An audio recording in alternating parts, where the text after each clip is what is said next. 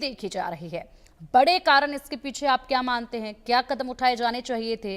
किस दिशा में जा रही हैं तमाम कंट्रीज जो इस तरफ ध्यान ही नहीं है? आने वाले वक्त के लिए बेहद बड़ा खतरा है। पानी के लिए तरसते कई देश नजर आ रहे हैं अभी से तस्वीर में।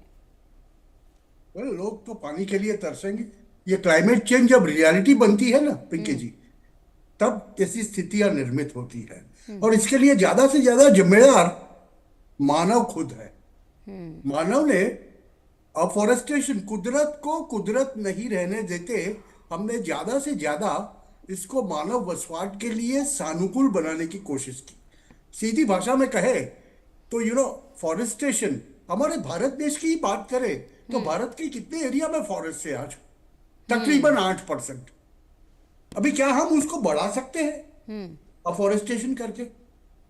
जो होना चाहिए कि जिससे अभी सर ने जो बताया कि कार्बन फुटप्रिंट्स, उसको कम करना हर एक जीवन के लिए जरूरी होता है। प्राणवायु बहुत सीधी सी बात है, मगर उसके सामने वाला कार्बन जब उस पर हावी हो जाता है तब ऐसी स्थितियां निर्मित होती है।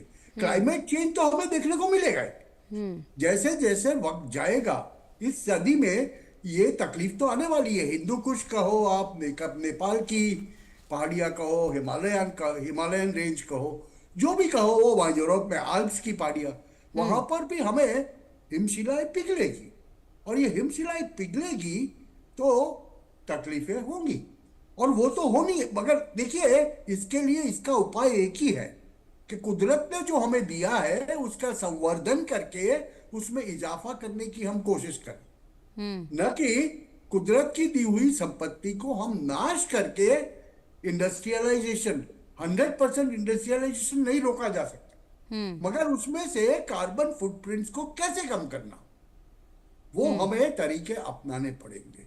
और इसीलिए जब हम बात कर रहे हैं ना रिन्यूएबल एनर्जी, अभी कोल से हटके हम रिन्यूएबल एनर्जी पे क्यों जाते हैं? कि जिससे कार्बन फुटप्रिंट्स बहुत कम होती है। सोलर से आया, पानी से आया, एनर्जी की जरूरत तो रहने वाली है, मगर इसका मतलब ये नहीं कि आप एनर्जी के लिए वातावरण को इतना प्रदूषित कर दो कि उसका हमारे क्लाइमेट के ऊपर एडवर्स इफेक्ट हो।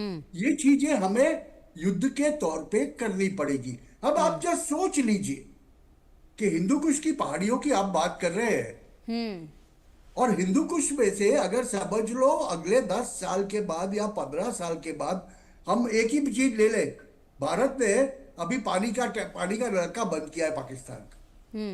अभी वो भी इसके साथ में अगर सफर करेंगे, देखिए पूरा south Asian continent will suffer for this. और अगर ये भी हो गया तो साथ में वहां पर लोग पानी के लिए मरेंगे। यहां पर भी उत्तरी इलाकों में जहां जहां से हिंदू कुश ग्लेशियर से निकलने वाली बड़ी बड़ी नदियां हैं, हिमालयन ग्लेशियर से निकलने वाली बड़ी बड़ी नदियां हैं, वहां तक हमें तकलीफ होगी।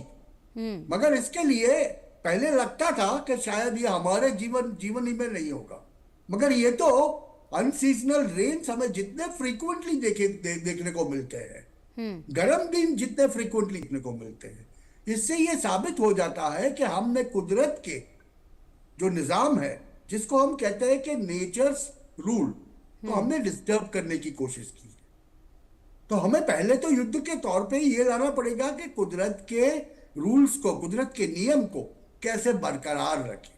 कुदरत हिमांशु के सर, आप बिल्कुल सही कह रहे हैं। कुदरत के कुछ नियम हैं और इन नियमों को तोड़ा जा रहा है लगातार, और ये केवल एक देश की तरफ से नहीं बल्कि तमाम कंट्रीज जो हैं वो इन नियमों को तोड़ रही हैं, ताक पर रख रही हैं। ऐसे में सबसे बड़ी चीज ये है कि कड़े नियम, बार बार कड़े नियम को लेकर बातें होती हैं, लेकिन महज कुछ वक्त के लिए वो नियम होते हैं, उसके बाद वो नियम धरातल पर कहीं नजर नहीं आते, उनका पालन होता नजर नहीं आता है।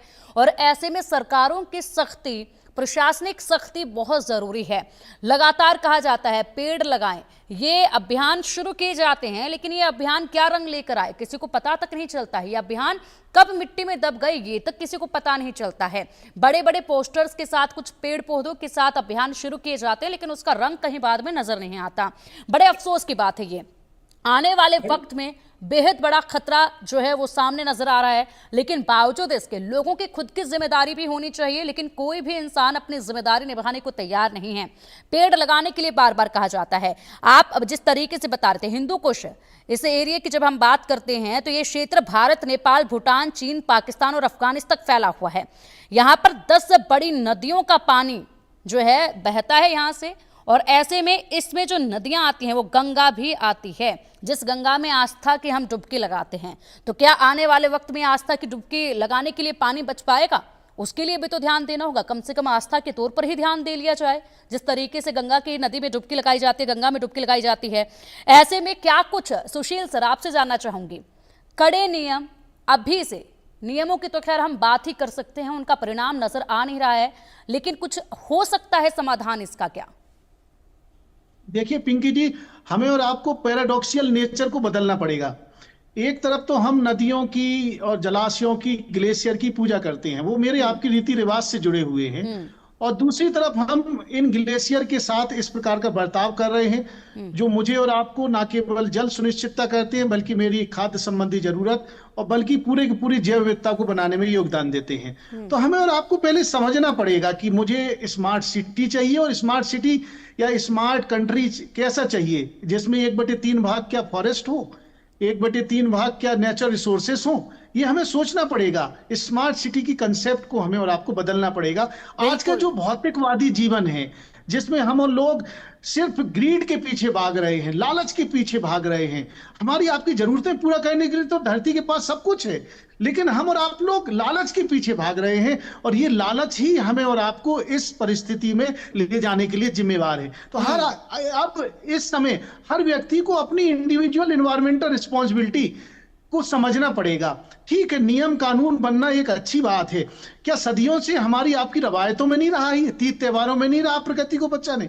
हम और आप लोगों ने बचाया भी, लेकिन पिछले कुछ सालों से हम और आप लोग वेस्टर्न लाइफ स्टाइल की तरफ भागते जा रहे हैं कि धरती को पूरी तरह से तहस नहस करके, जितने भी संसाधन है उनका बुरी तरह से दोहन करके वर्तमान जरूरतों को पूरा कर रहे हैं। सस्टेनेबल डेवलपमेंट गोल की चर्चा बड़े बड़े सेमिनार्स में होती है, लेकिन वो क्या कितने पूरे हो रहे हैं, ये हमें और आपको देखना पड़ेगा। बिल्कुल सुशील सर, और ऐसे में सबसे बड़ी बात यह कि सेमिनार जिनकी आप बात कर रहे हैं वो बहुत ही छोटे स्तर पर हैं। जितना बड़ा खतरा है उसके हिसाब से वो सेमिनार्स बहुत छोटे स्तर पर हो रहे हैं। ऐसे में बड़े कदम की इस वक्त बहुत जरूरत है। जिस तरीके से आप भी बता रहे हैं कि केवल 10 साल के बाद ही बुरा प्रभाव जो है वो देखा जाएगा। स्मार्ट सिटीज की हम बात कर रहे हैं, टेक्नोलॉजी की हम बात कर रहे हैं। इस टेक्नोलॉजी का आनंद लेने के लिए हमें अपने आसपास पूरी तरीके से माहौल भी तो बनाकर रखना है, साफ हवा भी तो चाहिए जीने के लिए, तभी तो टेक्नोलॉजी का इस्तेमाल हम कर पाएंगे। फिलहाल हिमांशु सर और सुशील सर, आप दोनों का ही बहुत बहुत शुक्रिया इंडिया न्यूज के साथ जुड़ने के लिए और ये महत्वपूर्ण जानकारी